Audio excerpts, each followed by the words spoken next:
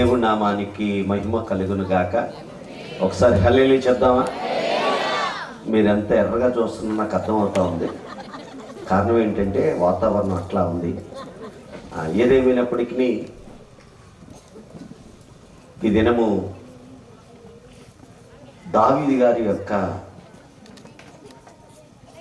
ఈ మరణ దినం గురించి ఎన్నో విషయాలు దైవజనులు చెప్పారు. నేను ఎక్కువ చెప్పను, వారితో అనుబంధాన్ని చెప్తాను.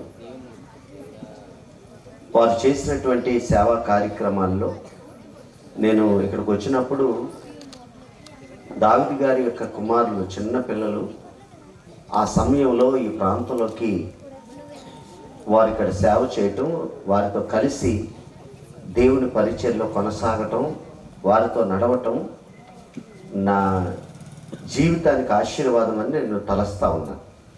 కారణం ఏంటంటే వారు చేసినటువంటి సేవ ఎంతోమంది అనాథ పిల్లలు, లేకపోతే ఓల్డ్ ఏజ్ హోమ్, అనేక మంది నడిపించినటువంటి దైవజనులు. అంత మంచి దైవజనులు మనల్ని విడిచి వెళ్ళిపోయారంటే ఓ పక్కన బాధ, ఒక పక్క సంతోషం. కారణం ఏంటంటే ఇందాక దైవజనులు చెప్పినట్టుగా, శ్యామయ్య గారు చెప్పినట్టుగా వారు దేవుని రాజ్యంలో ఉన్నారు. అదే ఒక సంతోషం. హల్లెలూయా.